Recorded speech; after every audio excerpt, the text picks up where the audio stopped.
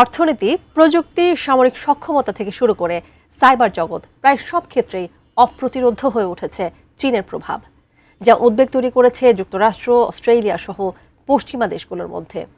বিশেষ করে প্রশান্ত মহাসাগরীয় অঞ্চলে চীনের বিস্তারকে ঘিরে বাড়ছে সংঘাতের আশঙ্কাও। বিস্তারিত জানাচ্ছেন শিহাব ইসলাম।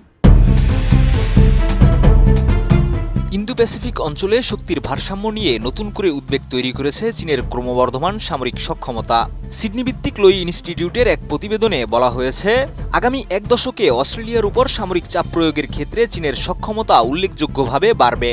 তবে সরাসরি যুদ্ধের আগে সাইবার হামলা, সমুদ্রগর্ভের যোগাযোগ কেবল ক্ষতিগ্রস্ত করা কিংবা গুরুত্বপূর্ণ অবকাঠামোতে প্রযুক্তিগত হামলার মতো অসামরিক হুমকি বেশি দেখা যেতে পারে। চীনের এই অগ্রযাত্রার কেন্দ্রবিন্দুতে রয়েছে ইন্দো প্যাসিফিক অঞ্চলে কৌশলগত আধিপত্য প্রতিষ্ঠার চেষ্টা। বেজিং বর্তমানে নতুন প্রজন্মের দূরপাল্লার স্টিলথ বোমারু বিমান তৈরি করছে। পাশাপাশি অস্ট্রেলিয়ার কাছাকাছি কোনো অঞ্চলে যুদ্ধবিমান বা ক্ষেপণাস্ত্র মোতায়েন করতে পারলে দেশটির নিরাপত্তা পরিস্থিতি নাটকীয়ভাবে বদলে যেতে পারে। বিশেষ করে 2018 সালের পর থেকে প্রশান্ত মহাসাগরীয় দ্বীপরাষ্ট্রগুলোতে চীনের সক্রিয় কূটনৈতিক ও সামরিক তৎপরতা অস্ট্রেলিয়ার উদ্বেগ আরও বাড়িয়েছে। নতুন বাংলাদেশ গড়তে এলো জুলফিকার স্টিল। জুলফিকার স্টিল। এই উদ্বেগের সবচেয়ে বড় উদাহরণ সলোমন দ্বীপপুঞ্জের সঙ্গে চীনের নিরাপত্তা চুক্তি।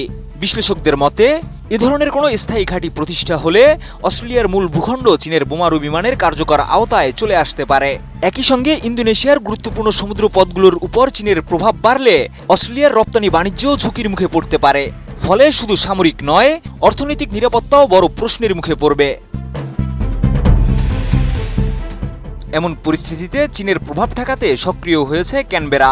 প্রশান্ত মহাসাগরীয় বিভিন্ন দেশের সঙ্গে একের পর এক নিরাপত্তা ও প্রতিরক্ষা সহযোগিতা চুক্তি করছে অস্ট্রেলিয়া। এর পেছনে যুক্তরাষ্ট্রেরও শক্ত সমর্থন রয়েছে। মূল লক্ষ্য হল বেইজিং যাতে এই অঞ্চলে স্থায়ী সামরিক উপস্থিতি গড়ে তুলতে না পারে এবং বিদ্যমান শক্তির ভারসাম্য অক্ষুণ্ণ থাকে। তবে লোই ইনস্টিটিউট ও অস্ট্রেলিয়ান সরকারি বাণিজ্য তথ্য বলছে, চীনই বর্তমানে অস্ট্রেলিয়ার সবচেয়ে বড় বাণিজ্য অংশীদার। দেশটির মোট রপ্তানির প্রায় 1/3 চীনের বাজারের উপর নির্ভরশীল। ফলে নিরাপত্তা প্রতিযোগিতা এবং অর্থনৈতিক নির্ভরশীলতার এই দ্বৈত বাস্তবতা ক্যানবেরার জন্য কৌশলগত চ্যালেঞ্জ হয়ে দাঁড়িয়েছে। বিশ্লেষকদের মতে, এই প্রতিযোগিতা শুধু অস্ট্রেলিয়া ও চীনের মধ্যেই সীমাবদ্ধ থাকবে না, এর প্রভাব পড়বে পুরো এশিয়া অঞ্চলে। বিশেষ করে দক্ষিণ পূর্ব এশিয়ার গুরুত্বপূর্ণ সমুদ্রপথ, আঞ্চলিক বাণিজ্য এবং যুক্তরাজ্য, জাপান, ভারত সহ মিত্র দেশগুলোর নিরাপত্তা কৌশলেও বড় পরিবর্তন আসতে পারে। আঞ্চলিক বাণিজ্য এবং যুক্তরাষ্ট্র